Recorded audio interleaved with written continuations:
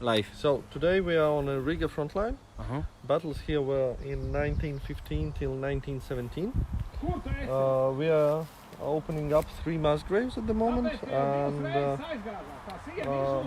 we are moving to the first mass grave, where they prepare to take on the soldiers.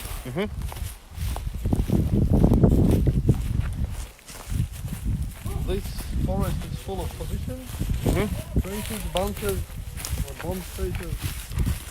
Some of the trenches are filled with ground, like here, and these are possible places where the soldiers could be found. So yeah, we're searching all along here, all these old positions. Some parts of it are filled with ground, but the guys opened one part of the trench, and there seems to be a mass grave. So we've got a mass grave up here. This is where we earlier on found a little rubbish pit and went through all the items. So guys, we've just come on to the second part of the vlog today, so please share it, because yeah, earlier on we had over 100 guys watching live. I'm sure you guys want to pick up where we left off. We've charged up the stuff, and let's take a look at the trench, which seems to be full of junk, and we can go through all this stuff afterwards. Yeah, we've seen this. Some glasses. Yeah. So guys, share this. This would be great if we got the numbers up. Obviously, when we find stuff like this, it's able to give us more of an impression of how these guys lived in these positions, what piece of equipment like this they were carrying, what ammunition they were using. You know, even like things like the pottery gives us an idea of what they were taking to the trenches and using to live here. A little cup, enamel cup, no markings. It's yeah. Enamel, huh? Is it a bottle lid? Yeah, look at this bottle lid. Closed over 100 years ago. Little inkwell or something. Yeah. Mad that they we're still writing things here using ink. What do we got here? This is a part of a German grenade. This is one of their end caps. Exactly. So let's have a look in the trench. I mean, 2 girls have been working a long time in here, so let's go and have a look. This seems to be, just before I walk past it, a gas mask, right? Yes, it's a gas mask. It's a Russian Zelensky gas mask. And it's busted open, yeah. So let's have a look.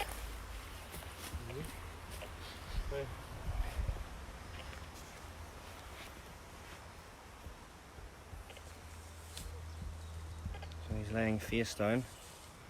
In the position right next to his head is a stick grenade. Looks like a German stick grenade. In the back looks like a gas mask, filter box. And some ammunition, some clips. And you can see the depth. The ground is pretty deep. Is a Deutsche Soldaten? No. Yeah. No. Russian. Okay. Oh. They have a button Sorry, soldier. with an eagle. So, get up in there. Here, Johnny. Okay. Yes. Put it into my hand. Button.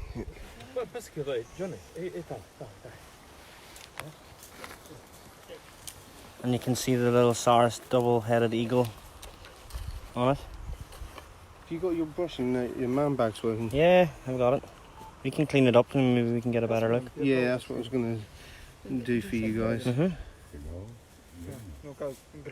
It looks a bit dark on the, Yeah, the live feed. Let's get it cleaned up a little and we can show Come you. back to that in a minute. So. Oh. We're trying to document all this, of course. It's a wire one. Job. And Gary's going to clean it up so we can get a better look at it. So, yeah, you let me know, tap me on the shoulder whenever it's finished. Yep.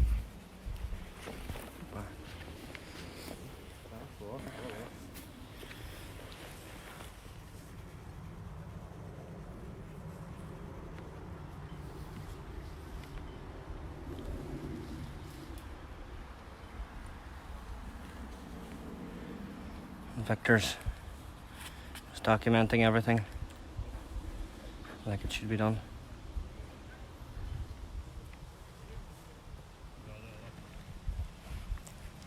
Иди посмотри, как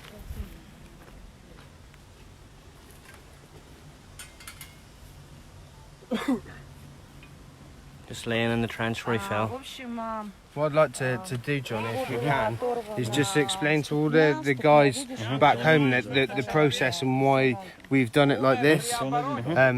So basically, guys, what we have to do first of all is expose these soldiers where they lie, just so we can make sure that before they're lifted from the ground, that we make sure that we've got every bone. Here in the Legenda team, we don't like to lift any soldier's remains unless we're sure that we get all of that soldier, because we cannot leave any part of him behind in the trenches. Yeah, for sure not. So if we expose him first, we can see where he's lying and make sure that we get this complete soldier out of the ground. And of course he's lying in these positions here. We're on the edge of a position, so he's lay where he fell. Likely it seems that he's laying flat, or somebody's thrown him into the position afterwards and throwing rubbish on top of him. Rubbish includes a stick grenade, some rounds, a gas mask canister, little goggles. Maybe we can get a little bit closer and have a look. Guys, please share this. I see we're down like to 42, 44. It'd be great if you shared it and get the words out, because earlier on we had 120. So the more the merrier.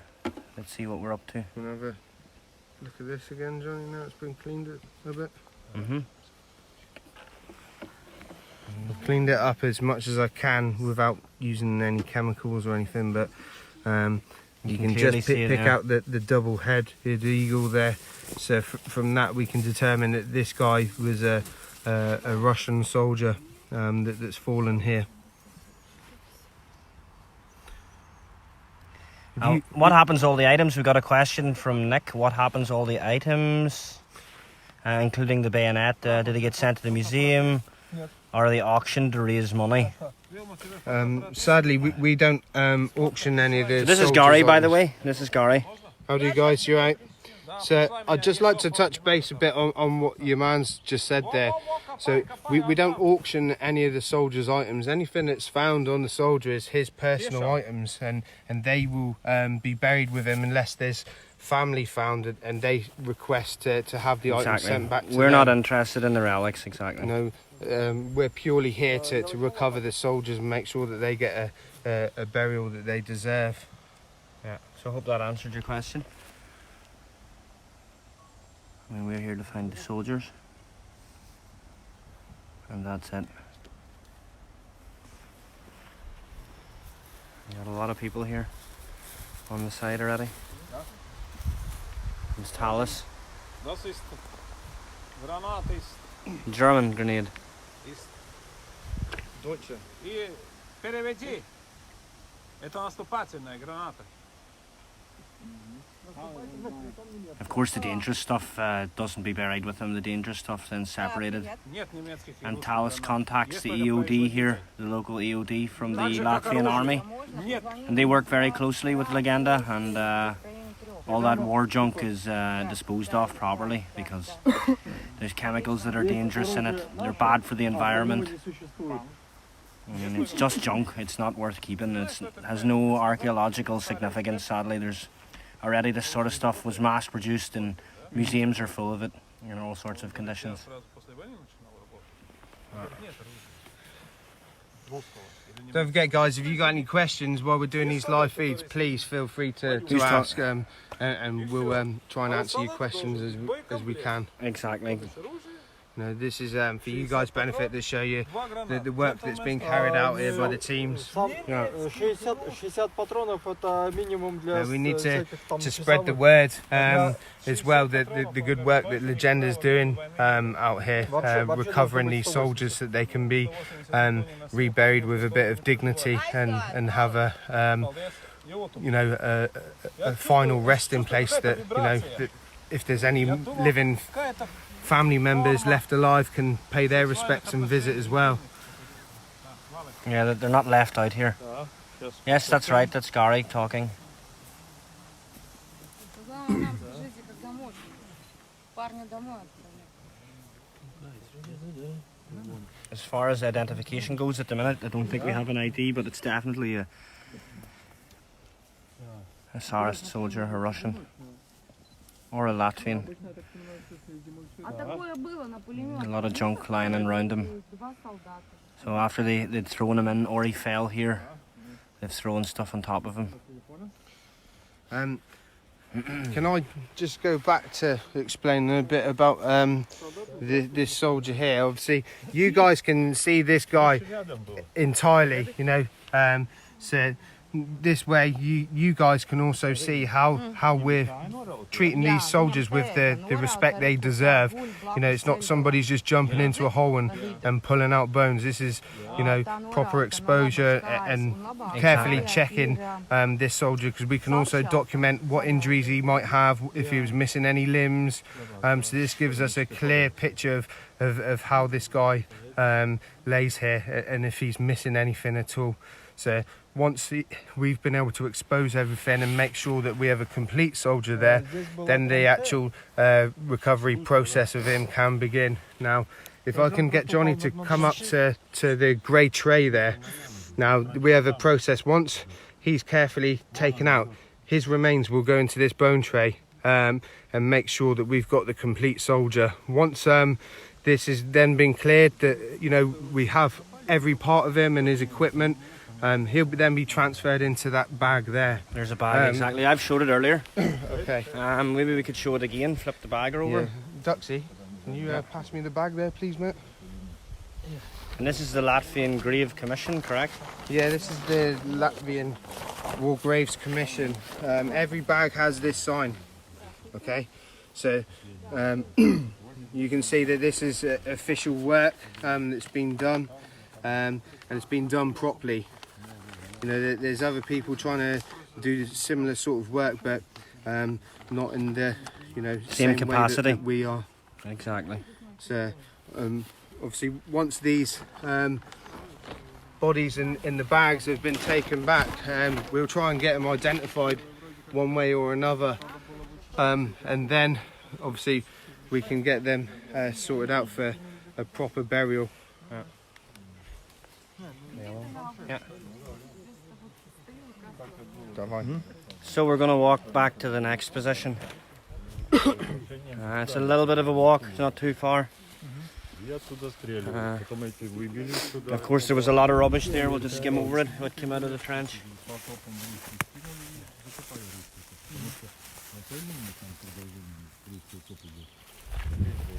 But of course, not the items that are the interesting part, but give us a signal of what was going on, what sort of rubbish, what sort of stuff they had, maybe some clues. Yeah, there's a big crater here, a big hit. Anders told me earlier there was coastal barrages from boats up to 300 millimeters in diameter here on these hills, on these ridges. So you could imagine what it was like for the soldiers serving here over 100 years ago. Yeah. This is all positions, walking through positions here. Yeah, it was a Japanese bayonet, correct? Yeah, the Japanese supplied the Russians with a lot of arms and equipment, like Arasaka. It's all Arasaka stuff, yeah. Yeah.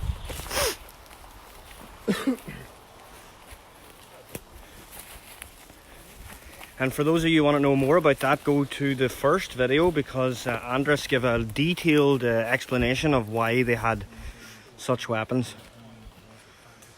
George, can we just get you to stand to one side, please? Well, just, try and get everyone Let's watching. see what the story is.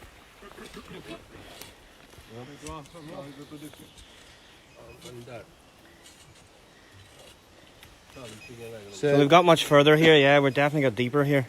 Yeah, found more soldiers here. There's more. Enga, you want to explain what's going on? Yeah, I just came here myself, Uh-huh. but it's very tight here. You see, we probably have to move away the whole little corner here. So I think it's at least 3-4 soldiers they have localized here right now. Mm-hmm. But they probably just need to see how they lay before they can start to expand a little bit more. Exactly. And then we got the main man here in the background with a white top on. This is Matt. He's the head of Legenda's international team. Obviously there's two parts to Legenda. We have the local Latvian guys who are on this, you know, all the time, and then volunteers like Matt and myself and Johnny and Inca, who come out here to help with the repatriations. So Matt's given 20 years this year of loyal service to Legenda, doing this sort of thing, you know. This man's really brought something to the table here. So we're all in awe and admiration of him, that he's been doing this for 20 years, giving up his free time to make sure soldiers get a final resting place. Have we got something interesting there? There is. Should I come over and have a look? Let's get a look. There's a cup and some personal items. Let's get a look at them. I'm sure the over 100 people want to have a look what's on these guys and what's in these graves. We found like... So let me get the gimbal straight again. Yep. We found like a cup on the dude and... Just wait a second.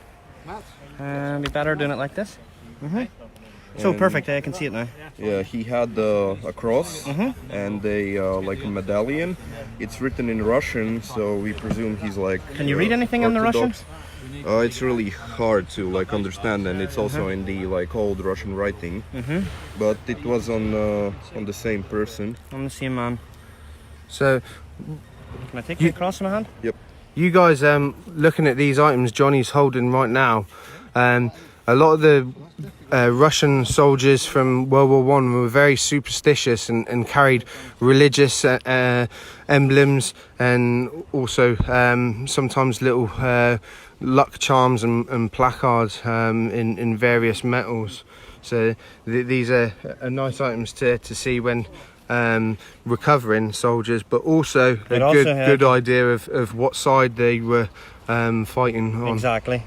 This is all personal items. This will go into the plastic bag. Johnny, these are the guys. Yeah. You can get in here now. Let's get Matt's going to give us a... Wait, Matt, you can start talking when I get up close to you, and then we can hear you. Yeah, okay. Yeah, now I can hear. We think we've got about 3 or 4 guys here. See the guy on the top there?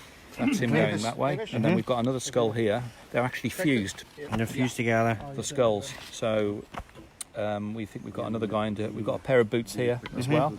We think we maybe have 3 guys here, maybe 4. So the medal came from the top guy there. Okay, so that was his... That was his stuff. We found a couple of buttons here as well that Gary's got. Gary's got they were on the second guy. They were on the second guy. Yeah. So they could be off a grey coat or off a... Still material on these, which is the... Can I take it in my hand? Yeah. Because against the white glove, it's perfect for the focus, yeah. So what we're going to do, we're going to leave these exposed now.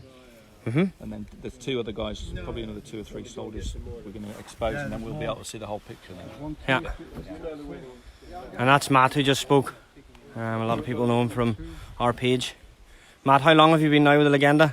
Well, this will be the 20th year we've been doing it, so... 20 years. Roll on another 20 years. Roll on another 20 years.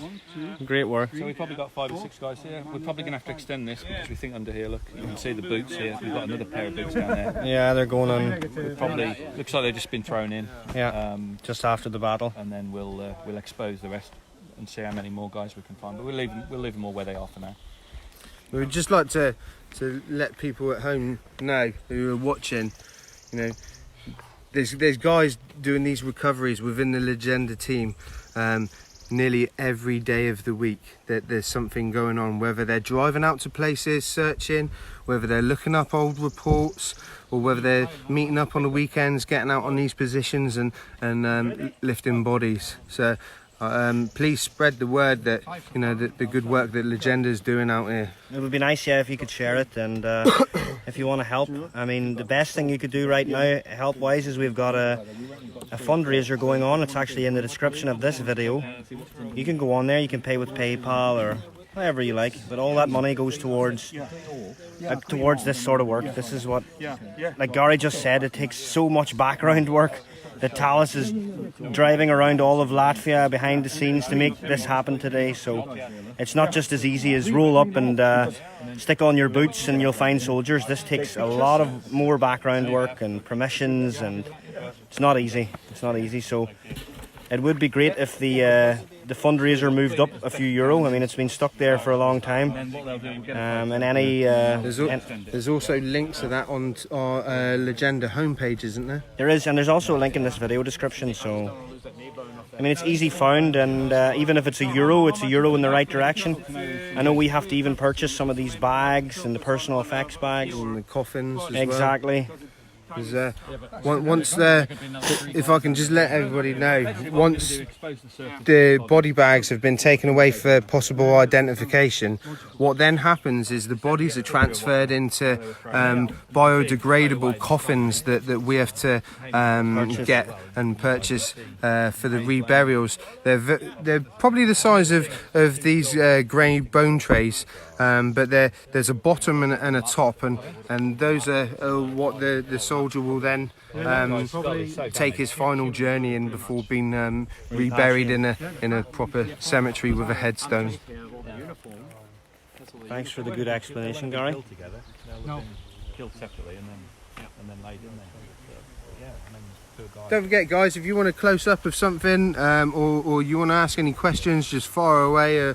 We're here trying to share the experience with you guys. Obviously, not everybody can make this pilgrimage and get out here. So, we just want to share the experience with you guys watching.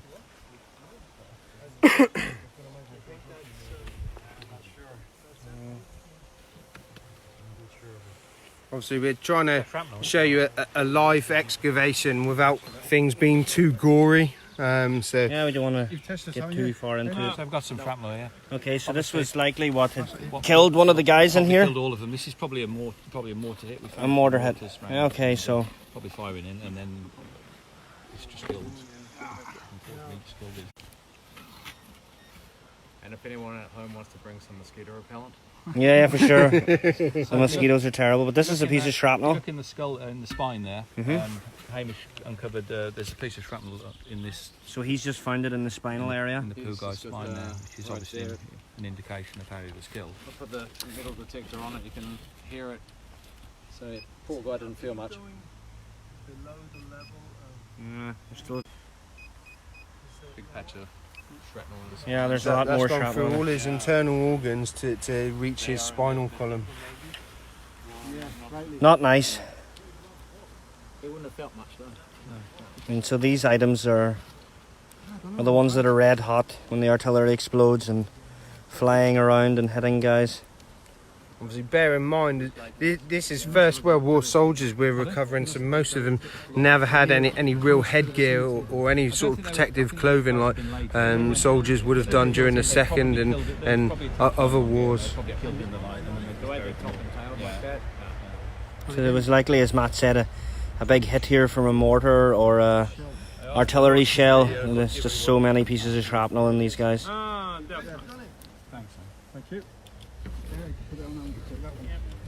What days will we be live streaming? Well, we've got now the Summer Expedition. So for the next 3 days at least, we're going to be online, sharing these vlogs and videos.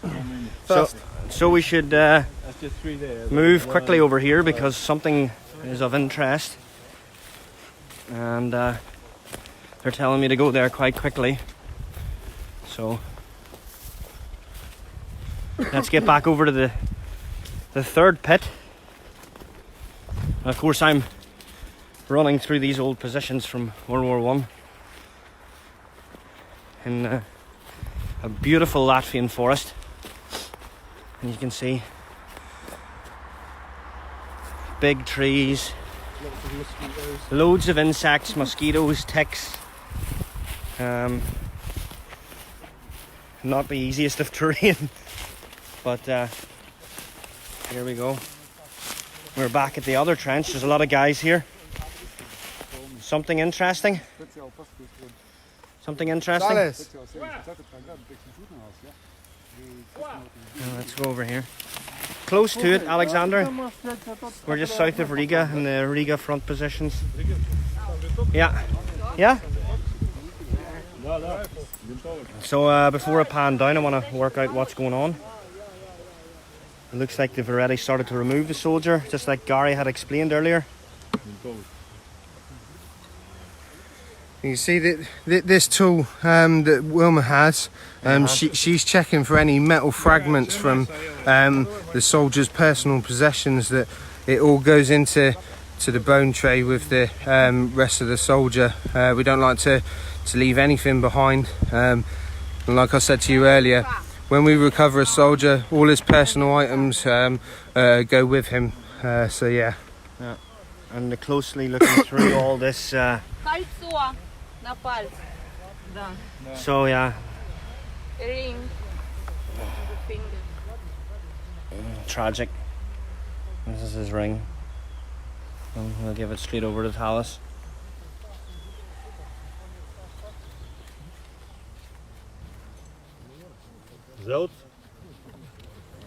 And let's have a look in this box. Seems to be some more stuff. It's a gas mask, filter box, some active cola. It's just junk really. And this is a rubbish pit where the soldier's laying.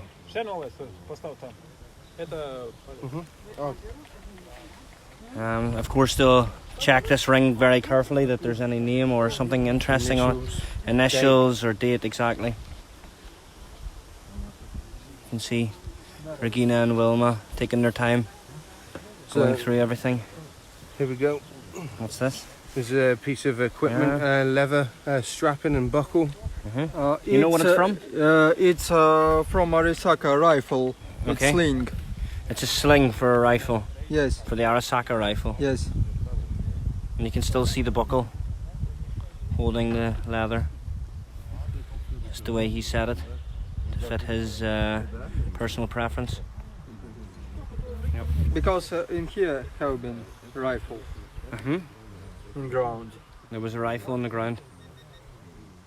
Karli, Is it still here? tas ir sīkstnas gabals no Arisakas.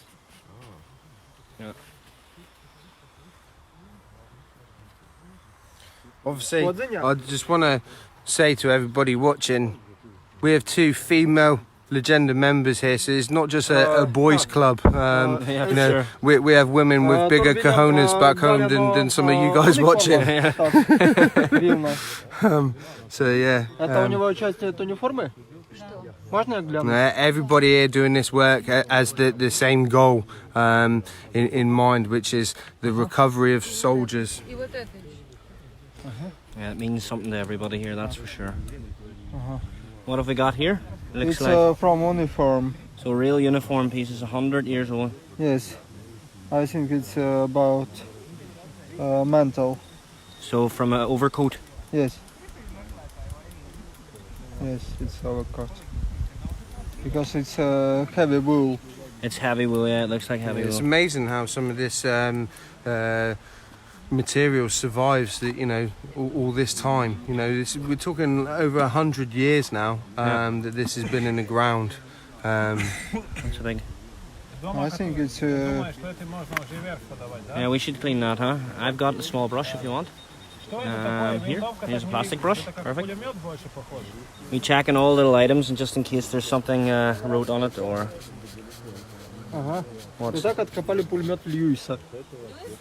I've often checked through such material and found small here, personal it's, effects. Metal. This looks like Metal wire, another piece of buckle, Johnny. It's another piece of the buckle. And this is cover about Gas the mask. gas mask. Zelensky gas mask. Yeah, it's a buckle here. A little So iron buckle. we got the centre of the buckle. Huh?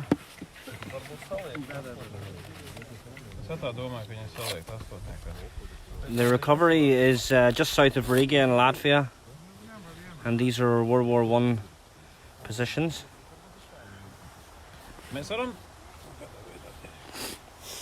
We've just found a Tsarist soldier. It's another guy underneath, huh? Or looks like it, huh? Yeah. Ножницы есть? Yeah, exactly, a lot of Japanese equipment. I mean, we've covered that topic on the last one, but maybe Andres can explain really quickly. I'll ask him again. He explained it really well the last time. Why there's Japanese equipment. A lot of people asking why there's Japanese stuff in these holes. So with the Japanese equipment, is that some countries were unprepared for war. For example, UK and UK bought Japanese rifles for the fleet, for the navy. But then somehow they decided that they don't need them, and Russia was searching for rifles desperately because they had a lack of Mosin rifles, and that's why Russia got some obsolete rifles from France. I think it's called Gra rifles. Then, some labeled rifles, yes. They got some Italian rifles, and then they ordered. What have we got here? It's not a Risaka. It's a pickaxe. So a pickaxe has just come out.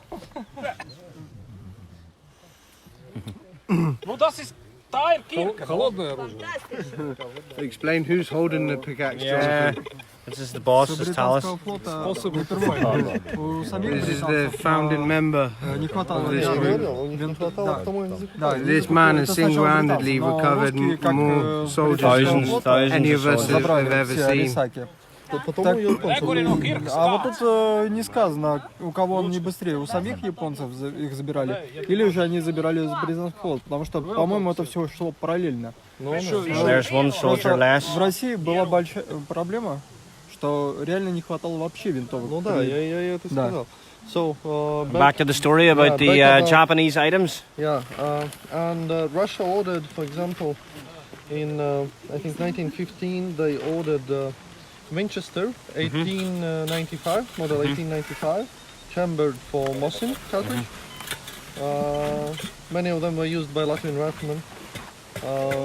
Then they got Risakas from Brits and Japanese, and they had still some Risakas from Russian-Japanese war of 1905, and those weapons were used a lot on this side of the front.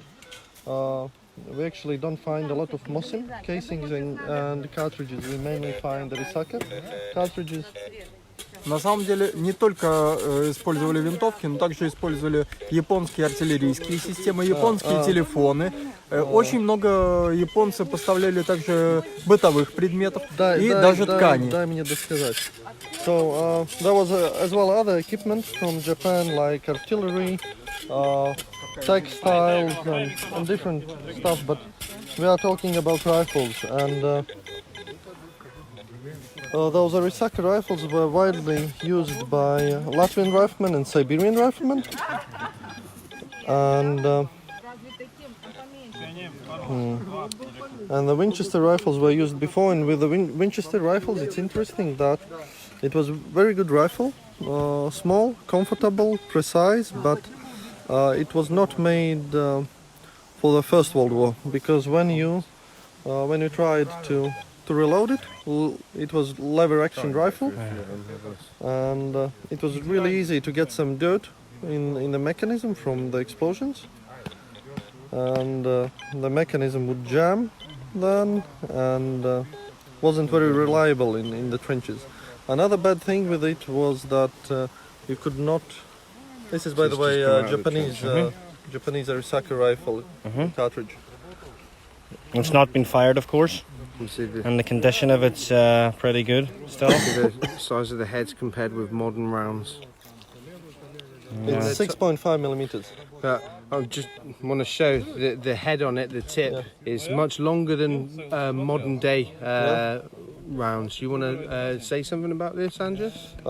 What I can say about it, it's the early Arisaka rifle round with the rounded nose. head. Then they made with the sharp noses. And of course, all this dangerous stuff is given over to EOD. It's not really what we're that interested in, but it's here and it gives us a good idea of what's laying around. And that is a fuse, Russian high explosive fuse. Yeah, but it's already, of course. But it's already blown up. Yeah, it's not dangerous. Of course, Tallis knows what he's looking at. I don't think there's much in Latvia that you could find in the ground that he doesn't know. This guy's seen everything, found thousands of soldiers. Most people within the team are also trained to distinguish different weaponry so that everybody's safe here. Exactly. So this is the fuse, yeah. It's If I pretty come heavy. in the light here, you Let's try can and get it, yeah. just see some of the numbers. Obviously, this would have. Keep it in your hand, Okay. like this. Yeah. There's various numbers which have had different meanings for distances of when it was fired. No, it is not a times. distance fuse. It is That's, impact fuse. Impact. Okay, impact. You want to spin it around? Yeah, that's typical war junk that goes flying through the air and Yeah, it causes a lot of that's damage. a lot of damage, exactly. So again, that's all disposed of. It's not going to be laying around here. Андрей, что у тебя там еще есть? And we've got a detector in here because sometimes with the detector you could pick up on something that the pinpointers didn't reach. So it's very important that all the stuff is removed from this trench. Touching on that, just explain to everyone, once this position is it's clean of everything, so it's then no danger to anybody, and there's nothing left here. Exactly. There's another thing with the team. Once we've gone in to do any recoveries and clearance, the only thing going back in this hole now is going to be soil. Obviously, some of these places now lie on national parks and things. This is also a national park, so of course it's better having that stuff out of the forest and these soldiers buried in proper graves. Of course, look at the depth we're down here. 100-year-old positions.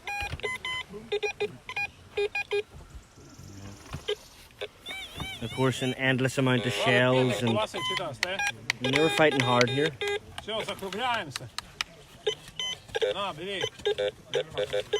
Thanks for all the positive comments, guys, and keep this coming, and please share this as much as possible. Exactly. Let's try and get these numbers up, because I mean there's a lot of people who definitely haven't hit share, and I'm sure one of your friends or colleagues will find it also interesting, some military archaeology and what Legenda are doing.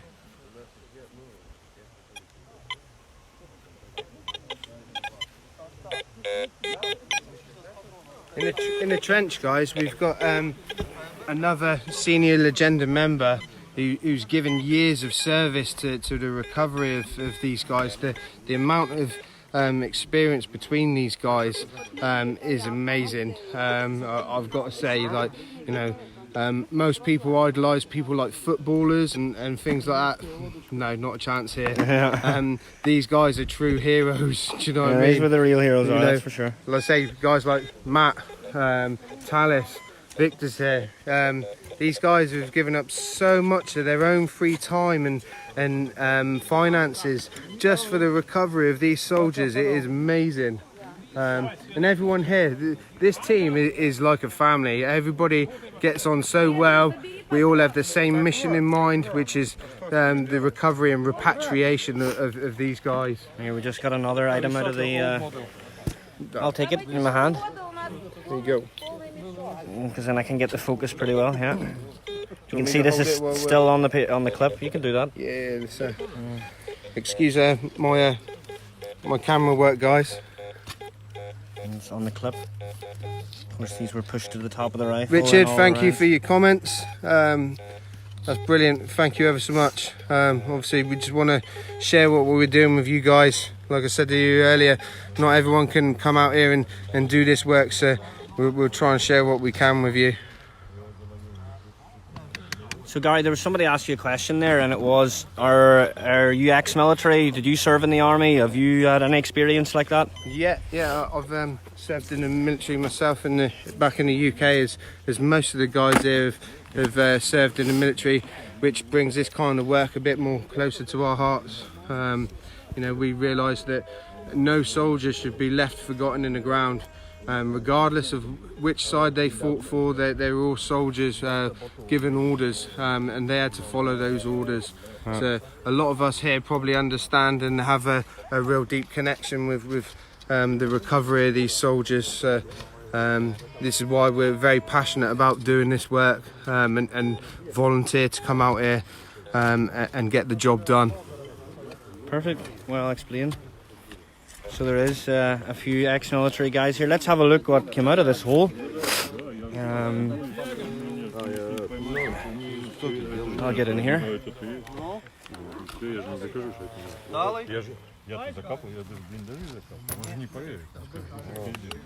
This big pickaxe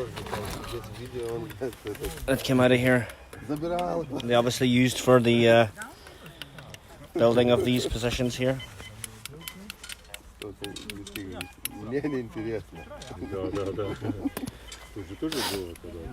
Some leather straps. What's this from? Do you know, Alexander? What that's from? It's from a German backpack. From a German backpack.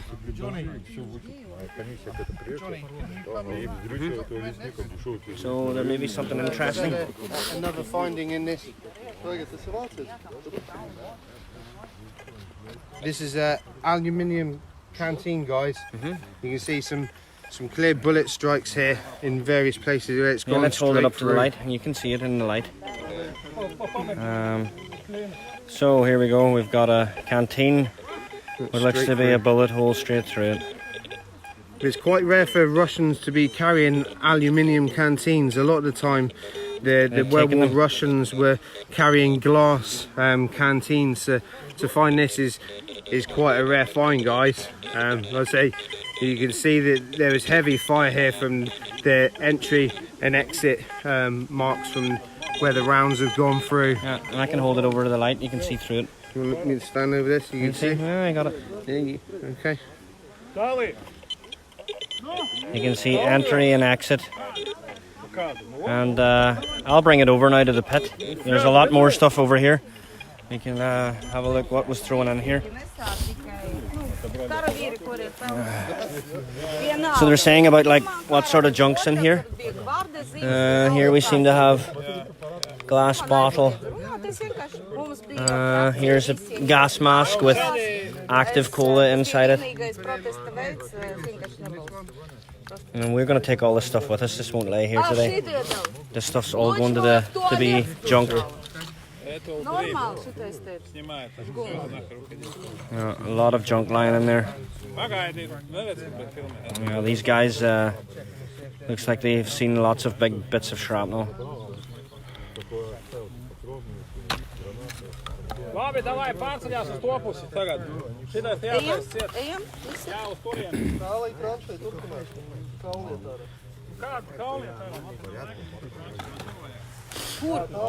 And all the ordnance and the munitions are going to be properly disposed of, as in accordance with the local laws here.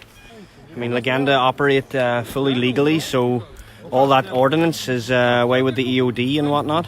They'll take that stuff away. So can I just explain to people watching? So Victor's now is starting to search on this back end. So if you can pan round, Johnny, and show where the trench line goes. Yeah, the up trench to. moved up the hill. So and that guy was laying here. The canteen was beyond the feet of the soldier that Wilma and Regina have just recovered. So we're now going to open up this trench and come up this way to see if there's any more guys in here. Yeah. Which there could be. I mean, we got to check it with the spike. So yeah, there's a lot of guys asking the same questions, and let's just quickly go over to Andres and answer this question. A lot of people are asking, how do you get into Legenda? Can anybody just rock up here and do this? And well, that's a difficult question. We don't accept everyone, that's for sure. We do accept people, but the chances are rather low. Yeah, you can take a look at the Legenda website, how to get here, but generally it is as Talis says. Talis is the boss. Yeah, Talis is the boss, and he says that everyone could handle a shovel, but what else do you have? What other skills which might be useful for us do you have? If you have something which might be useful for us, Then we're willing to hear then you. we Yeah. can consider it. Yeah. But there is a lot of guys here already, and so we're not really actively looking for people, if that's the question. No, I said earlier about the two sides of the team, that's why we try and have the 2 digs per year for the international guys to come over and help. But apart from that, you have to understand that the Latvian guys like Thales and the other guys here, these guys are out constantly searching for new leads on where fallen soldiers might be. This is a very busy man. Always on the phone to people with locals, trying to research the battlefields and stuff as well, driving to new locations all the time. So it looks like they got more junk out of here. Parts of a grenade. Parts of grenades. Все, закапывай.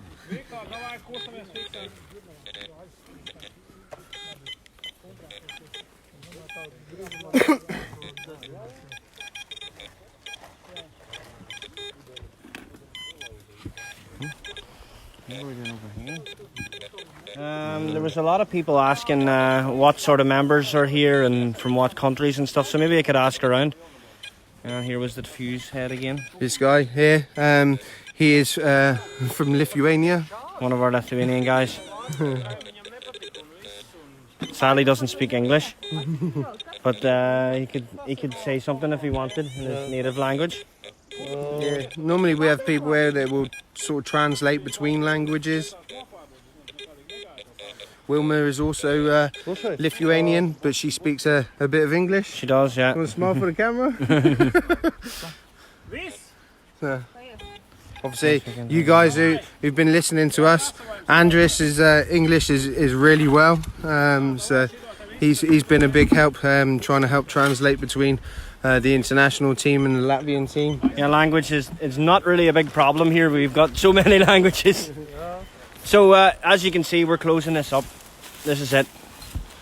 So there was a soldier laying here for around 100 years and laying face down with a lot of rubbish on top of him, not far from roads and in the edge of a forest. So that's another part of the trenches cleaned here from World War I. And we're going to close it up and leave it as less disturbed as possible. Take the rubbish with us. You can see the stuff's going in the bags. It needs disposed of according to the local laws here.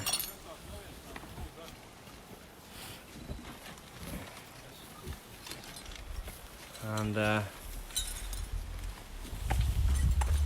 we should probably move over to the next position. Let's go over there. Exactly. Getting on with the recovery of this. So we can move maybe up through this same trench. I'll get in here. As you can see, this was the same trench that ran the whole way down here from the position down into where the soldier was found this morning by Legenda. So that's one, for those of you just joined, that's one of 3 positions open today. Nice trench system that you can see. Exactly. Even though this battlefield site is over 100 years old, you can clearly see where the trench system ran through here. Would have been a formidable place to attack because it's got a steep bank on each side of it. And also, you have to bear in mind, back during that battle, there were no trees here. All the trees were chopped down and used to reinforce these trench systems. Exactly, there was a lot clearer, and the artillery too was smashing a lot of trees. I remember seeing a picture of this area, and there's hardly any trees growing around here. If anybody wants to know a bit more about the history behind this place, please research the Christmas battles of Machine Gun Hill. Yeah, well, you can... That is the same era. It's the same era, but not the same location. We're south of Riga today. But Machine Gun Hill is sadly cleaned now. We've got pretty much everything out of there that we could find. So, and we've got the best guys. Let's have a look what's going on in here. As you can see, we've got two soldiers laying on top of each other here, at least two.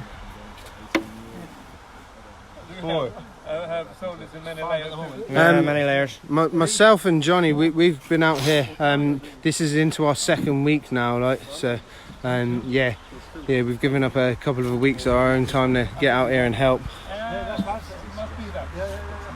Thank you guys, especially Brian. We really appreciate that. Without this help, we can't always get to the places where we want to and get these guys recovered. So yeah, you asked about the link. The link's in the description, and it's on the page. It's the pinned post. So the link's pretty easy to find and to donate. You can use PayPal, cards, everything. It's on the GoFundMe page. So it's pretty easy to do. And if you've just got €1, I mean, it's €1 in the right direction here. You've helped us today, so that's all that matters, really. Should we go back over to Matt and speak to him? That's oh yeah, Matt. A bit more about the I'd like to get recovery. in. I'd like to get in sort of a bit closer to it, but it's not easy. We need to expand the trench because everything's just going to start caving in. So. Yeah. The boots are over there. Hands, can I get you to step out a minute? Yeah. So I want to try and show it a wee bit better. Hold on, Johnny. I'll clear it for you to get in there.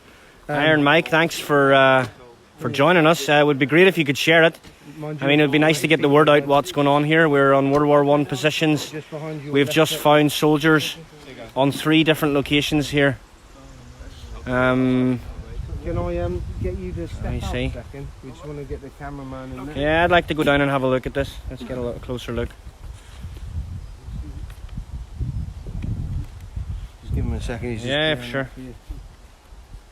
And I'll get down in there. Boots and skulls next to each other. Yeah, for sure. It's very typical of these graves here. Just after the battle, they were throwing them Have in. you out of there. So, and Matt can give us a good description of what's going on. I think we have a boot there too. Yeah, so just to There cover was this one stuff. boot, and there is the bottom of one boot too. So there's a lot of guys here. Sorry, what is it? There's a lot of guys. There's Yes, 1, 2, there are 5 so far. three 5 so far. guys in that direction, Johnny. this direction, and fourth, and maybe and maybe over this way. Johnny. 6 and 7 up and that. Zoom in on his sleeve. Yeah, I'm gonna get closer. I want to get in. Can you move out a little bit, just so I can show? No. His sleeve. Yeah, for sure. Yeah, for sure. We got one guy from Sweden. Sweden. Yes. Hi. We got one from Canada, one from the Netherlands, Gibraltar, New Just Zealand. uncovered him, John. So Yeah, we just uncovered him. He's lying. We got this crazy basically fool. lying that way. He's got his hands across his face. he's got his hands on his face, yeah. So we've got to yet to find the rest of him. And to show you what sort of delicate work this is, has anybody got a brush? Yeah, of course. Yeah.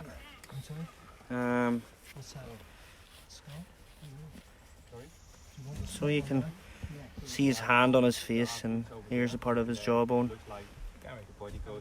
and he's going further down here, Yeah, one point we're over 100 views at one time. Yeah, watching. and you can see his fingers here. So I'm going to pan over to the next side, nice and slowly, and here we see 2 soldiers, and you can see the boots. It's made of aluminium.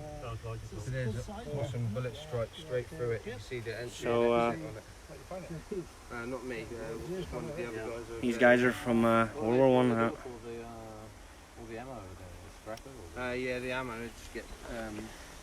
So I'll get out of this trench and let the guys get on with their work. I mean, we're finished on the left side, so we should probably get sped up here. Normally, these guys have got direct. And to say hi to the guy from Sweden. Hi, The guy is called Johan. Johan. Hi, all. More for the military. So I'm gonna get out, guys. You gonna pull me out? Museum. Come on in. Xavier. Come on. Thank you. Yeah. The museum. And I'll do a walk around. Is owned by the Latvian- Hamish, you wanna? Hamish, he's like a- you wanna tell us where you're from and how you ended up here? Hamish Effort from New Zealand. Uh-huh. I do a Let's lot come of into the light. Wait. Yeah. Hamish Affleck from New Zealand. I've known of Legenda for about 5-6 years now. Had a lot of contacts and always talking with a lot of these guys online. Matt, Inca, Kim. I do a lot of this kind of stuff, minus the bodies, back in New Zealand and Australia. A lot of dump digging post-war, but it's the first time digging up bodies. And it's a dirty, mosquito-filled, terrible kind of job, but it's pretty kind of rewarding to see that these guys are going to get a proper burial after. Exactly, so it's worth it. Years, it's worth it for sure. Yeah, worth coming from the other side of the planet to do some good, I suppose. Yeah, do some good, some meaningful work. Yeah. So what do you think? We're gonna dig? Go for up stuff and then start digging?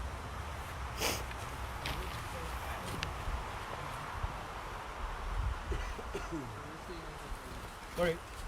Do we have a postal address? We do.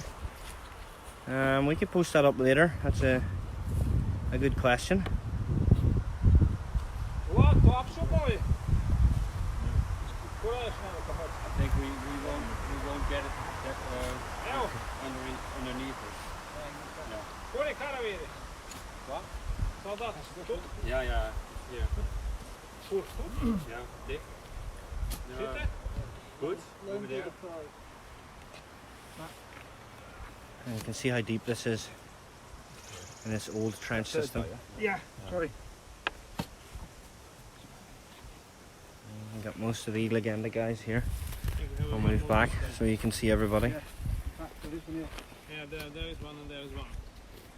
Guys, if there's something specific you want to see, just let me know and I'll go there. You can see Vlad here on the left side of the camera, and he's probing the ground for further bodies.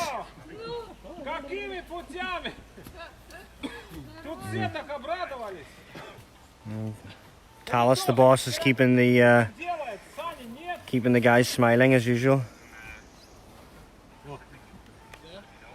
Look, you can see Vlad's has just located more soldiers. This guy's found hundreds of soldiers here just with this method.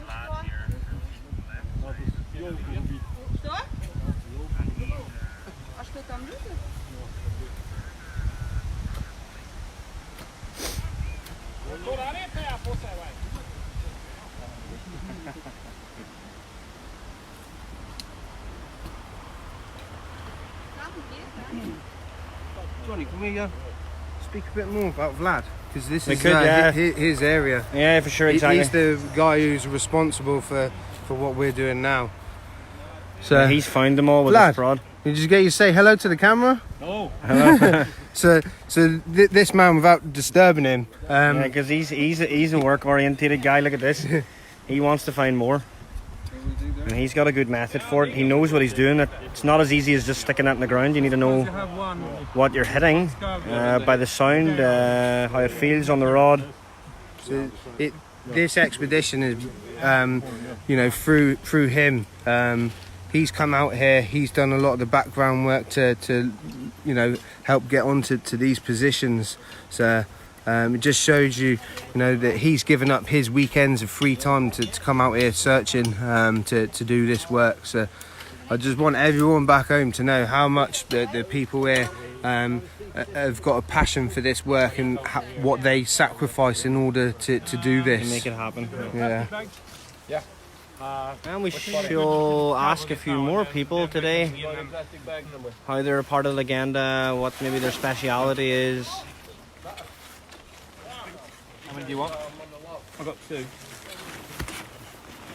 So we're gonna need to make this much bigger. You can see the shovel. Shovel's our tool at the minute.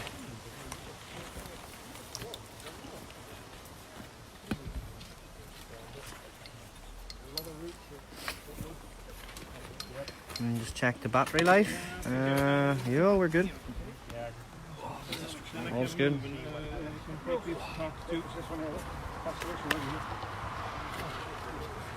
Yeah, we have a few ideas in the pipeline, and I think we need to just come up with a nice clear strategy for where Legenda's going in the future, and you'll all get a good grasp of that when the time comes. I did, but We'll be posting plenty, so That's it, man, right? you'll be able to follow us what we're doing. I think he's pretty good. Yeah.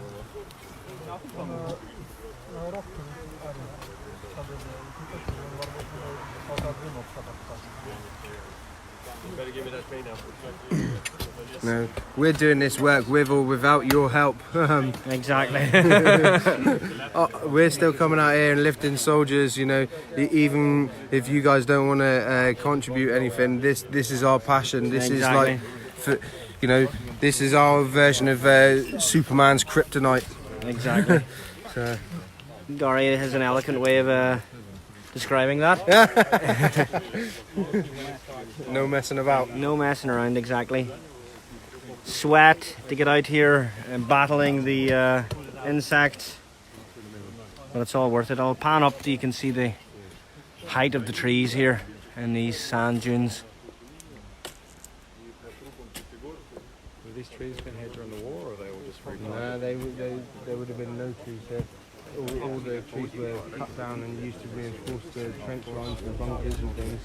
So, you can sometimes see pictures of these areas online, you know, from period pictures, and you can see that it was all reinforced with the local sort of, expand to other countries. I know there's a few groups we work with, especially a few Russian groups, and we work closely with those guys. And it's really great to see that beyond politics, beyond all the stereotypical stuff. I mean, people have come together from all over the world here just to get on with what's important, and it's really to do the right thing here is get these guys out of these positions and into military cemeteries, regardless of their nationality or who they fought for. Or they shouldn't be laying here beside the roads in the sand dunes where they'd fell 100 years ago. So as you can see, the trench is getting opened up. There's more guys in here. Vlad's has confirmed that we found just more than these guys. There's last year we found a lot more. In a similar trench to that last year. We found 48 riflemen. Was it last year we found in a similar trench? Last year we'd found, I think by the time we walked away, we'd found over 60 Tsarist soldiers. They were Latvian riflemen as well. Exactly, Latvian riflemen mixed with Tsarist soldiers. And they were fighting here in minus 35 degrees through snow blizzards. Something like that. I mean, you could just imagine what sort of hell this really was. He's a bit of a history buff on this sort of thing, and also this man, he really knows his stuff when it comes to the sort of First World War period. So you got any questions on figures and stuff? He's definitely the man. I'll just say if you've got any questions about this war, to come and speak to you. Yeah, I've been with him a few times, and I've even myself picked up a shoulder board from World War I and not had any clue. He's just been straight over, right, yeah, that's Siberian Rifle Regiment, and yeah, he just knew just from... And Gary was just explaining that what sort of members we have here. This guy on the right, he is a specialist for all these pieces of equipment, such as buttons and leather pieces, and he can work out exactly. So what's this from? Possibly it's Russian, but I don't sure because it's. You need to clean it, huh? Yes, it needs cleaned, but what's material is it? It's a question. What material it is? Yeah, could be from a great coat. It could be from a. It's from only great coat. Okay, so it's definitely a great coat. So, yes, it's a Russian pre-war. It's a 19th century button without eagle. Without the Tsarist eagle. Yes, it's white metal and it's not yellow metal. It's not a yellow it's metal. It's white metal. So it's not the best condition anymore, and it's not the best condition, but so possibly it's from reserve or replacement stuff. Yeah. Yes. Not the best equipment. Yeah. Есть Johnny, can I get you the camera and follow me once you've есть у кого finished? щетка? Just show people how close this place is to the road. Yeah, I've already shown them. This is scary. It's pretty. Yeah, exactly. I mean, these guys shouldn't be here. They shouldn't be laying on the side of a road. You can see the road here, and it's amazing to think if you didn't know these guys were here, you'd just be flying along this road without a clue, and you get meters away. There's possibly hundreds of guys in these positions still here. Do you know, we have a lot of work to do. Then we have 2 guys at least. So they've just covered up these bodies because, as you can see, Matt and some of the other guys are extending this trench because obviously the bones extend on through here. So we've covered them up, keep them protected, so anybody walking in there knows where the bodies are, so nobody goes standing on anything. We're pretty careful with that sort of stuff. So, very possible it's from collar tabs. It's very possible it's from a collar tab, these buttons. Now, like I said, the guy's a specialist for this stuff. We've got all sorts of different guys in the group who all have their own niche speciality, and we're able to bring something to the group, help understand who the soldiers were, what equipment they had. So. And this one? Yes, it's a second button. It's Second. same. The same one now with the bit of material on the back. And you can see this isn't easy. Einers is sweating, trying to get through this root system. Let's have a look. Of course, we don't want to damage everything, but the soldiers are a bit more important in this tree at the minute. We're in a beautiful national park just south of Riga, on the World War I positions, on these dune-like sand positions. And we've been pretty successful this morning already. Covered a few soldiers, and about 500-600 meters in that direction there's another trench opened up, and there's at least 5 or 6 soldiers in there too. Johnny. I'm linked to the battery pack. Yes, I know that. I'm not going to go too far. Yeah, I'll hold that and just right down here. Not easy work there at all. You can see how hard some of this is. Sometimes we've had instances where the trees have grown up through the soldiers, and it's just been an absolute nightmare of a recovery, but we've stayed there, slogged it out and got the guys out. Like I say, no soldier gets left behind.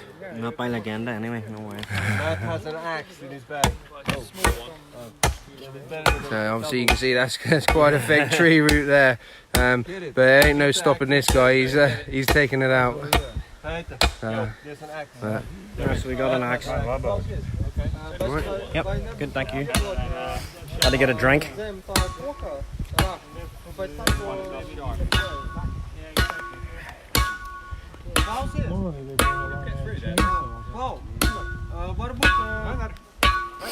Varbūt to koku zem viņa aizroks, un pēc tam viņu uz zemi.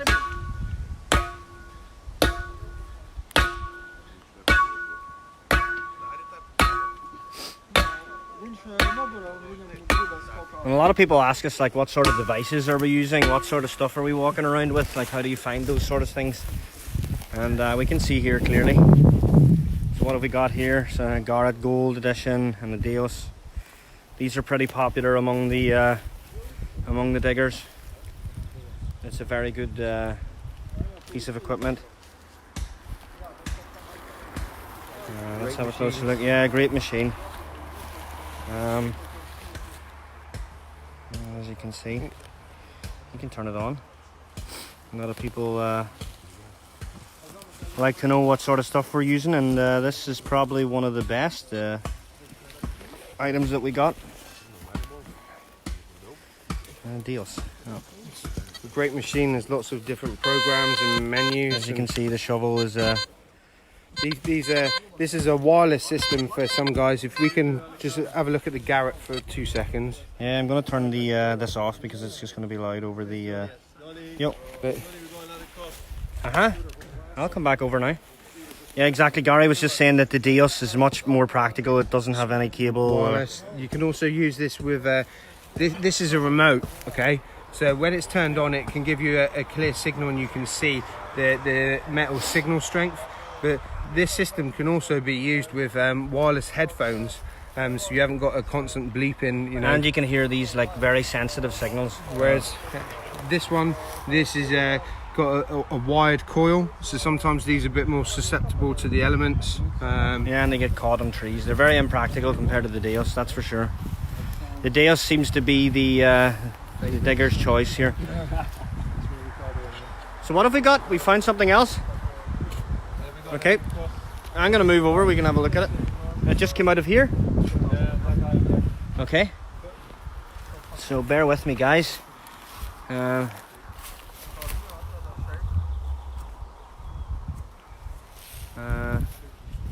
Those of course are positions, zigzagging along these dunes. So we're going to move in and have a look at this personal item that was found just now. Yeah, we found a cross. Maybe I'll come over this way, much better. Sorry guys, there's just a lot of twigs and trying to move the gimbal through everything without... Yep. Here's You want to put it on my hand? cross. We found it on the other person. So they were both wearing a cross. Yeah. 2 guys wearing crosses. Yeah, people were religious at that time, and especially during the war. And of course these personal effects are put into clear plastic bags and they go with the soldiers. Yeah. Thank you.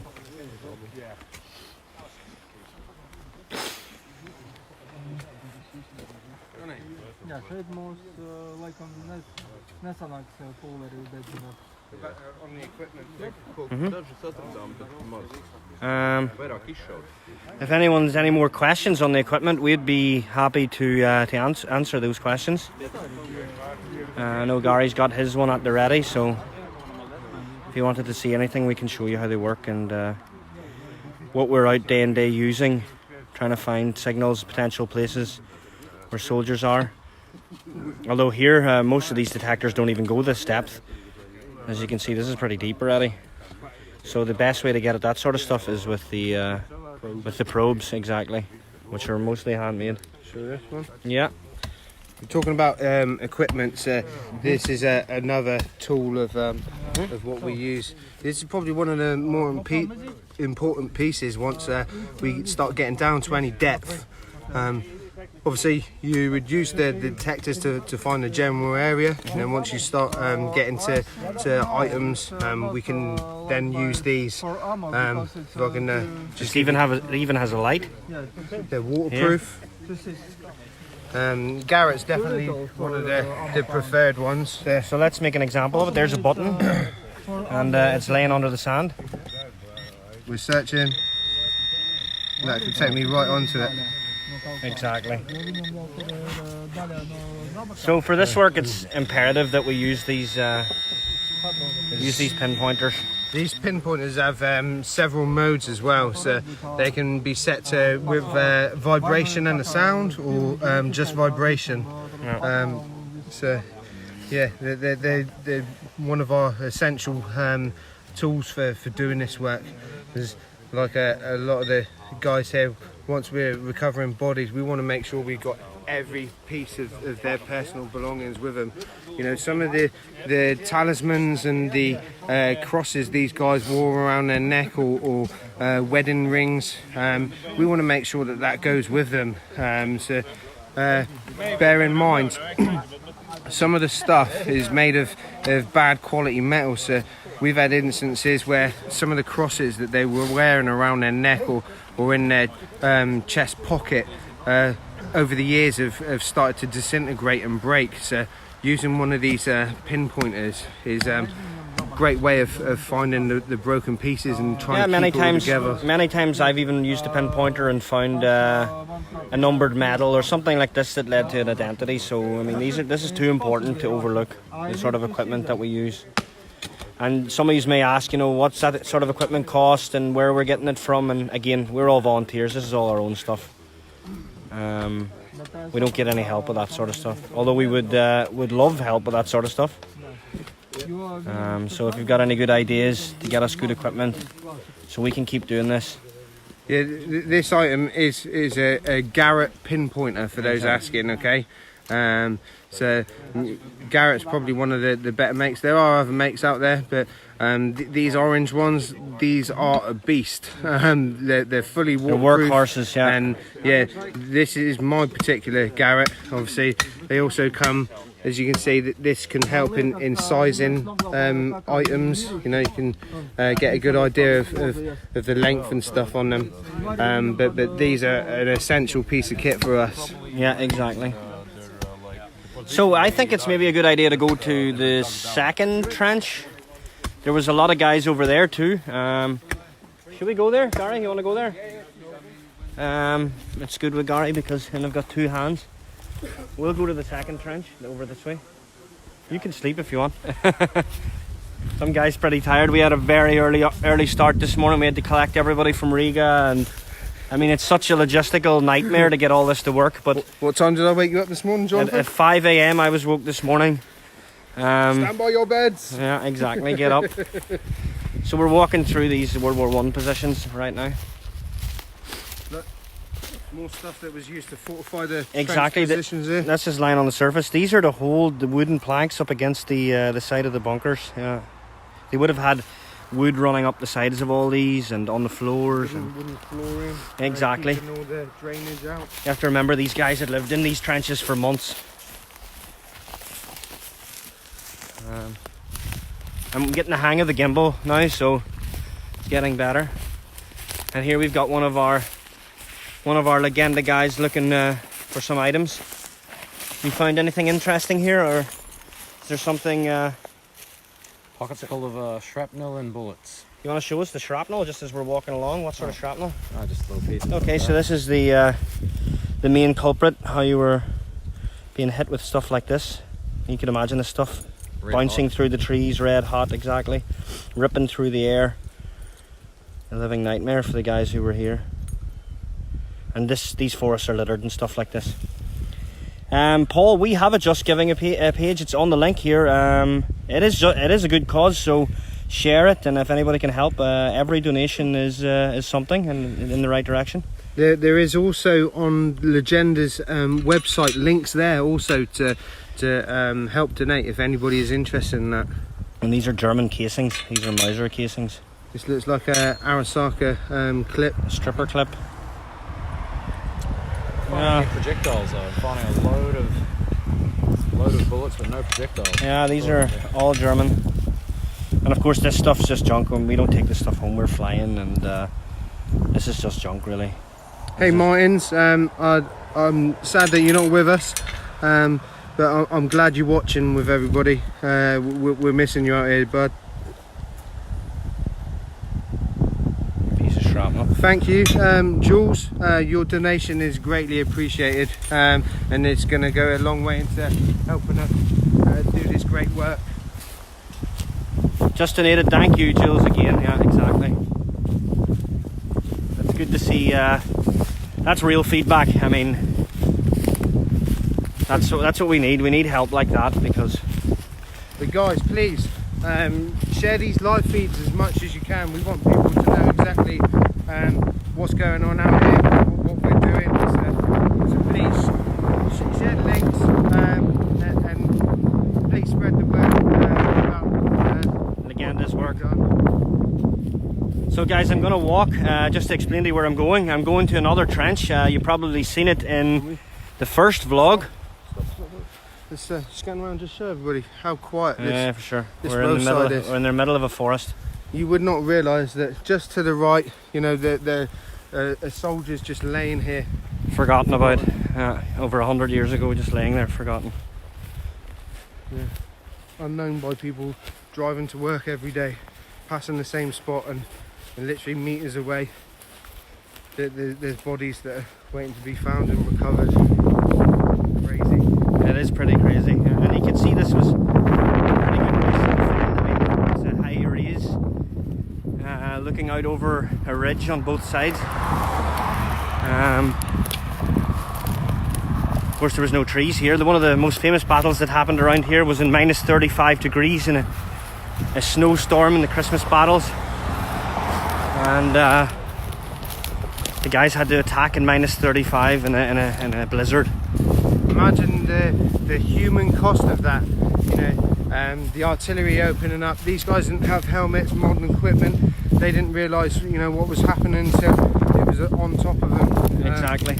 Any of these guys injured, they would have had to been stretchered out in the snow to a field station where most of these guys sadly died. We didn't have the medical technology back then to cope with the kind of injuries being sustained by these soldiers. Obviously, bear in mind, this site is over 100 years old. Guys, I see you're asking about the donation link. It's in the description to this video and to the last one, so vlog 1 and 2 from the first day of our summer expedition. Also on the website from Legenda, there is a link to our Just Giving page. So it's easy found. I mean, it's really easy found. You probably just have to click out and come back in again. But it's definitely on the description of this actual live stream.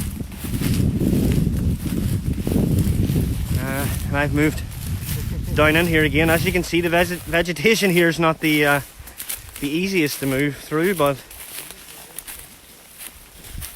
it's possible. And we're getting close. We should be only a few hundred meters away. So the last time I was here, there was some of the Danish guys and English guys. They had uncovered around 5 or 6 soldiers. So it's my first time over here since about an hour, so they should have got well underway at the minute. A mighty big forest. Wait till I'll pan up, as you can see. Yeah, and it's pretty hot. Yeah, the temperature's picking up. And of course I'm wearing a jacket, a long sleeve jacket. I have it pretty tight at the bottom. And I do that because of all the ticks and the insects, because as many of you know, ticks are quite a dangerous insect.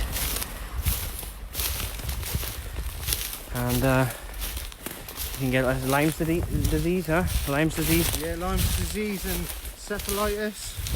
Yeah, not good.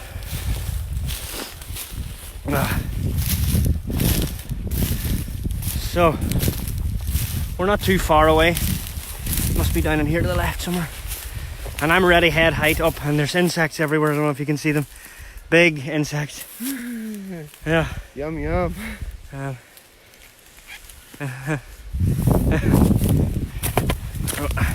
Johnny told me come up onto the road there and then just cut down at the last minute. You can then get more of a view of how steep this position is.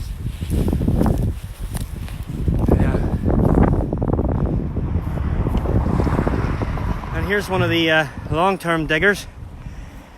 Here, Einars has helped us yesterday. I don't know if you followed the Johnny Bay live stream, but I had a live stream yesterday where Einars brought us to a few positions, and in those positions an old man had told us where his father had buried some soldiers just after the battle.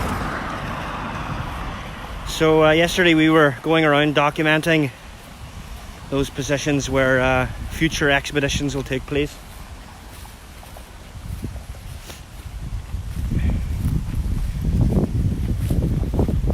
So I think we're pretty close now, huh? We need to just go into the left somewhere. I know. I think we're pretty close. I'll start moving back into the forest.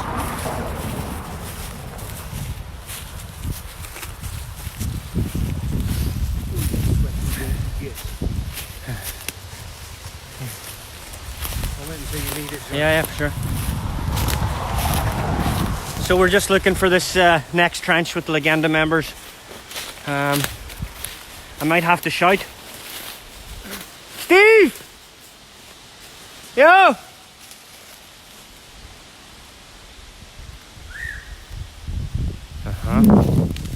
Yo! This is a vast forest. It's easy to lose your. Well, already today, I mean, the whole group walked off into the forest from where we've left all our vehicles, and already we had people going in the wrong direction. It's such a dense forest that it's a nightmare to navigate through. I've been lost once when searching, and I remember packing my detector away and thinking Conventional maps are no good in these dense forests. no good at all. And I remember thinking, okay, how am I gonna get out of here, because it's dark and sometimes I don't hear anybody anymore, and all I heard was a chainsaw start, and I already had my detector packed and ran towards the chainsaw. So there's, you can see more. Yeah. The anthills. Yeah, I think we're close now. We're pretty close to that position. Just show people this in there, Johnny. Sometimes these forests are that dense. The only way to navigate is through sat nav, but it's not always possible, just because sometimes deep in the forest there's no signal. So yeah, so it's pretty much you're on your own. That's for sure.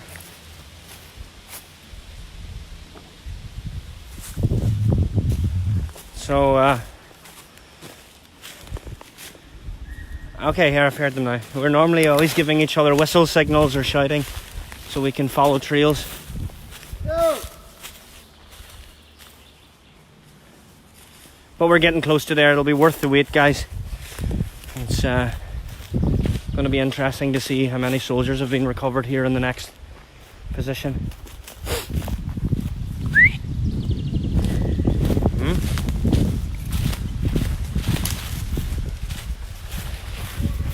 Yo!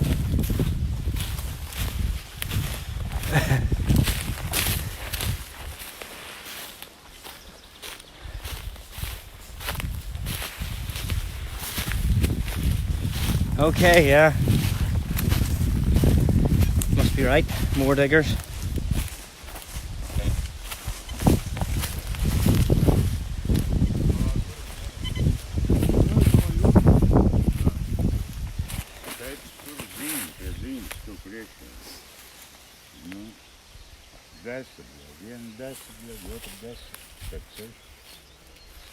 Do we know where they are? Steve!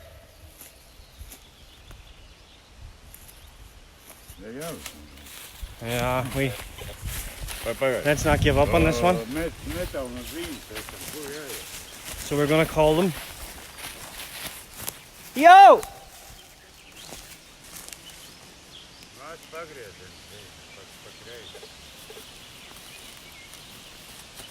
Thank you for your donation. Like I said before, I mean, even if it's just €1, it's in the right direction. So it means we can go an extra few kilometers, and yeah, that's greatly appreciated. Thank you very much. As you can see, we have one of the founders of Legenda on the phone here, trying to see. Brian, that's a great idea. Thank you very much. I mean, I've also thought of this in the past. I mean, we could probably do with some better equipment, and it's just costs that yeah, I mean, we're going out of our way enough, so it's cost that could be covered by a firm like that, and we'd be, of course, grateful to have stuff like that. So we're all moving along now to the second position. Maybe we can say, if anybody can't give any donations, if they know people who might be able to help in other ways with pieces of kit and equipment, then feel free to send messages through the various contact methods, whether that's Facebook or the group's website. There's someone there who'll be happy to listen to what you got to say. Exactly. Every bit of help is going to help us do this work. But like I said before, regardless, we're still coming out here. We're still searching. But yeah, it could make our life much handier, that's for sure. I mean, the amount that most of us have invested into this, we didn't expect to get anything back, put it that way. I mean, so any new kit or gear that comes in, it'll be greatly appreciated, because you know, we go out enough of our way to make this happen.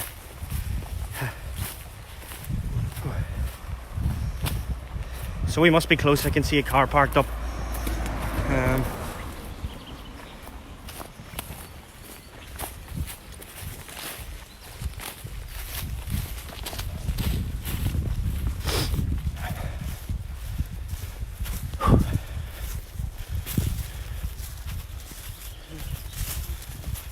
Yeah, we've got nice weather. It's perfect for digging, but it makes it too hot. Yeah, the mosquitoes and the mosquitoes are the main problem. I mean, everybody's annoyed with these mosquitoes. They're landing on my phone. They're landing all over. Oh, so we found the position. Here we go. Let's see what they got. Let's talk to the guys here. Inca, you want to tell us what's going on here? Yeah, but actually Stephen will get that job. Okay. So go talk with Stephen and... Yeah, that's perfect. Steve, you want to let everybody know what's going on here? What's happening? Well, we finally cleaned it all up, so we've finally got a pretty good idea now, which was quite a complex one, as we got one soldier lying face down. Let's have a look. With his legs, you actually want to see it from the other side, Johnny, because his legs are actually bent down. Shall we go over to the other side? Let's go around. Shall we go that way? Yeah. Maybe not. Maybe. Let's go. Yeah, exactly, because we want to show the viewers what Steve's actually been up to here with Anders. So, yeah, you can now see. So let's get in here now. You can see that the legs, he's lying face forward, and the legs are bent up on themselves. The hip has blown itself out, and there's part of a shoe sole embedded in the hip. So he's obviously been next to either part of his own boot or somebody else's has blown itself and embedded it into the hip. Into his hip. Now this guy's obviously considerably deeper, and the soil cut is a completely different colour.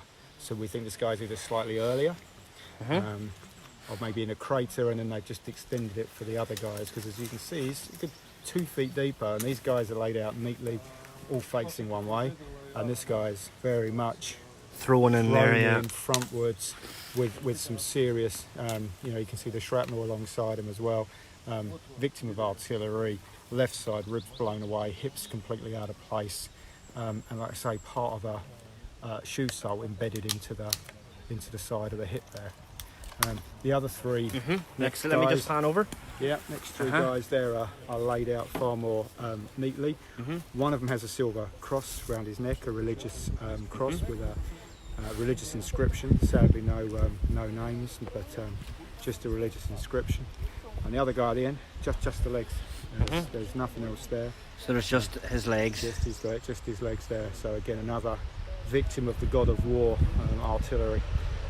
So yeah, it's kind of, you know, pleasing that we went that little bit deeper here to make sure we didn't leave one behind, and there was one. And yeah, there's clearly an unusual story around this guy. Yeah, exactly. It looks like he's been thrown in. It's very very unusual for one to just be thrown in forwards like that, and so different from the other guys around him, which is not something we see every dig. Yeah, for sure not. I have never seen that before. No, not like that. It's quite strange. So I'm just, yeah, you can see the buttons on his collar tabs. He's got Russian Imperial buttons on his. So we know that it's a Russian. Yeah, because that was the other thing we were thinking is, you know, maybe these guys were laid out by their comrades. This was an enemy combat, and then they kind of thrown over on top. It doesn't look like that. My gut feeling is that he's just killed in a earlier combat. So I'd like to actually step in here if it's possible. Yeah, I don't know. Can you guys help me down in there? You might want to wait for Anders to do his thing a second. Yeah. Okay. Yeah. So Anders is going to get into the trench. Anders is got a bit of work to do there a second. Yeah, he wants to show me something. If there's any items, pass them up and I can put them onto my white glove where it focuses pretty well on them. So we can set it here. It's made an imprint in the hip. It's made an imprint from the blast. Yeah. It's made an imprint in his hip bone. Anything else interesting? You got that? Нет, нет. This is pine from the burial. Oh, Stuck to that's real pine that was stuck to the body. Yeah. Gonna put it on my hand. Sure. And what do we have here exactly in my hand? This is It's a piece of an ammo pouch. It's a piece of an ammo pouch with the real pine. 100-year-old. 100-year-old pine. Yeah. Amazing, huh? It's really amazing. Yeah. Is the cross there, Anders? Can you? I think it's still attached. It's not been released yet, no. And of course, these guys have meticulously cleaned these bones, and you One can of the see. Grab one of the buttons because they're loose. You can see the hard work they put into this morning. Johnny, tell everyone where Anders is coming from. Maybe Anders can do that himself. Oh, I'm from Denmark. Wait, I'll pan in. This is one of our Legenda members. From Denmark. And how long have you been with Legenda now? Almost 5 years. Almost 5 years, so pretty seasoned. He's seen plenty of stuff along these sand dunes. Knows what he's looking at. So this was from the Shoulder boards. This was from the shoulder board. Yeah. Yeah, that's where we it was actually found this guy spot on. This is from the probe. From the probe, yeah. So he was found with the probe, that metal probe that I've showed you earlier. Yeah. And this is from the sole of the shoe. From the sole.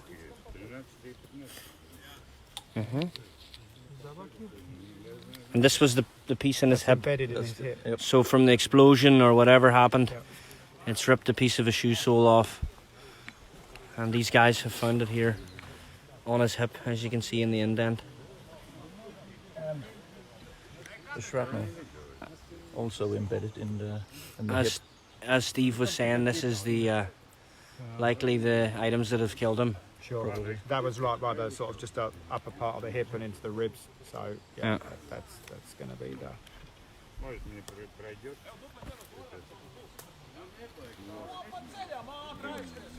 Oh, can you get that piece of wood back out for Alex? See if he can. Is it shoe? So No. I'll see if I can get a better shot from the other side. From equipment about or grenade pouch or ammo pouch, possibly. Alexander's one of our but it's specialists too for this big type of equipment. for ammo pouch. But it's about his form is very possible. Shaped. Yes, because he get out. Anders, I see there's a personal effects bag there. Is there something inside it? No, just a flat button. Just a button. Nothing on there. But that's the example of this bag that I was telling you guys about. So the small personal items like these rings and all this stuff goes into the body bag along with them in this plastic bag. And is buried again with them. And this is their personal items. Nobody here's out here relic hunting. This is solely just body recoverable stuff. So we're looking to find these guys and repatriate them into a proper military cemetery. Yes. But it's too big. And let's have a look over here. Pouch. I'll move back out. 9 centimeters. Thank you, Steve, for the explanation. That was really good.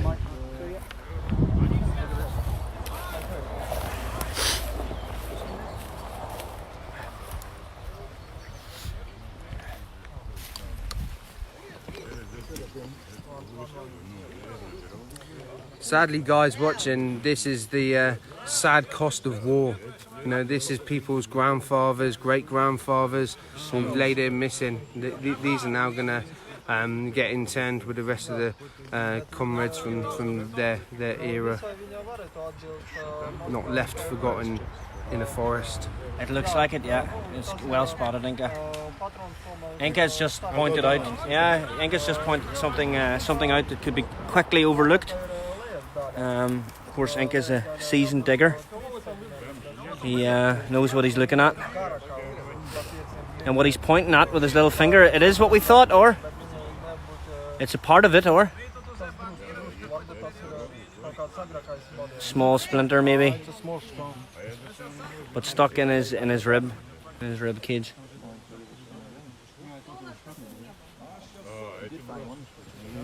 I'll pan over here. Let's have a look what's over here.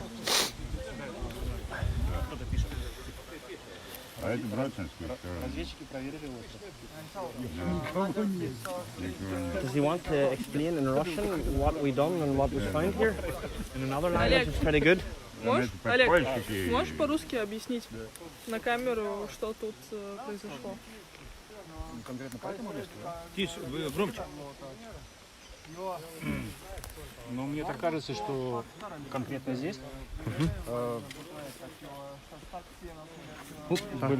были остатки военнослужащих, да? A little louder. Частично, да? Вот.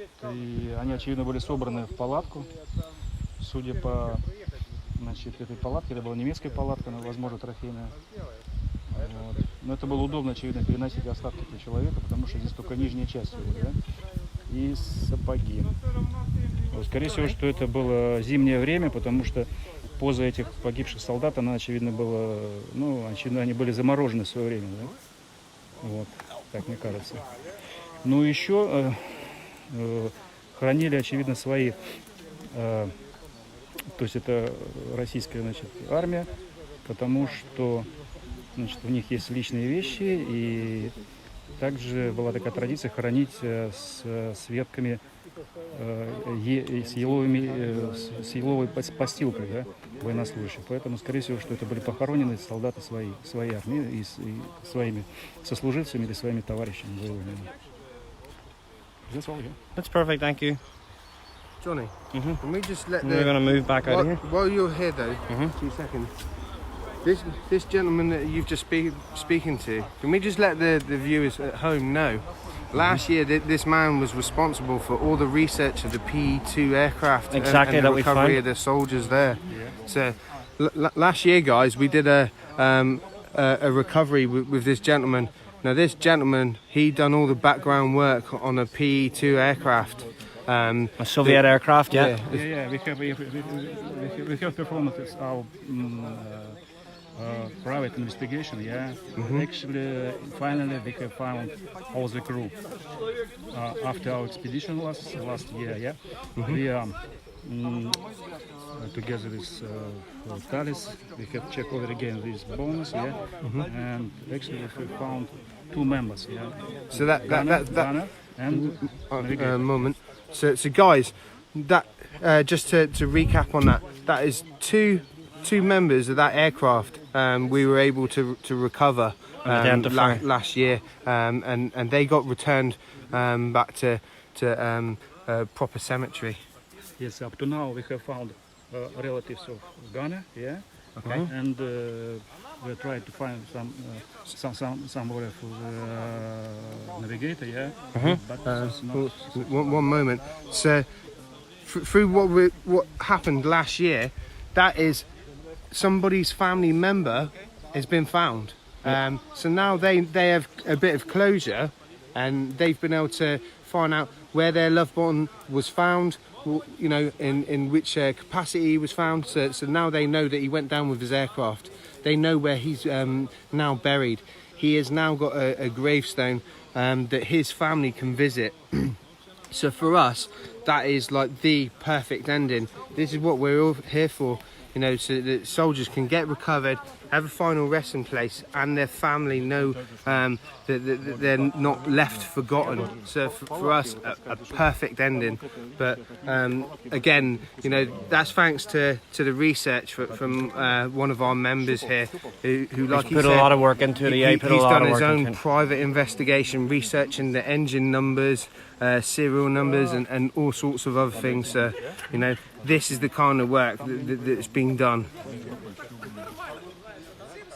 Yeah, and for those of you that want any more information on that, if you look on Legenda's site and scroll down, you'll probably see that we have some clips of our PE-2 excavation, which was badly smashed up. It had been shot mid-air and likely exploded, went down through the trees and crashed into the ground. So that's a perfect example of Legenda's work, how we are able to recover people no matter where they were or how they fought, even in the aircraft or how they died. And you can see Vlad's in here with the probe.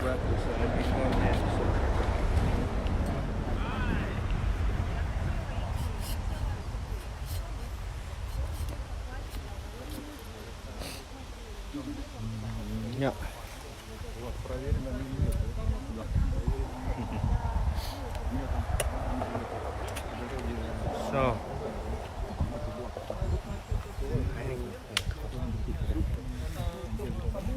So it looks like we're going to have a little pause now, and we'll be back again with the third part of this vlog. So this is day one of the summer expedition here in Latvia. We're south of Riga on WW1 Positions, and we've already been successful on finding a few missing soldiers. Guys, we just want to say thank you for watching. Please share this once it comes back up on the Facebook feeds, and please spread the word. We're so happy you've been following us, and we've been doing this for your sake as much as ours. Obviously, we know you guys can't get out here and do this, so we just wanted to share as much of this experience with you. So please like and share this. And again, thank you for watching. And for those of you that already donated during this video, thanks a million. Your help is greatly appreciated, and thank you guys. Yep, we'll be back with vlog number 3 in a short while. Thank you.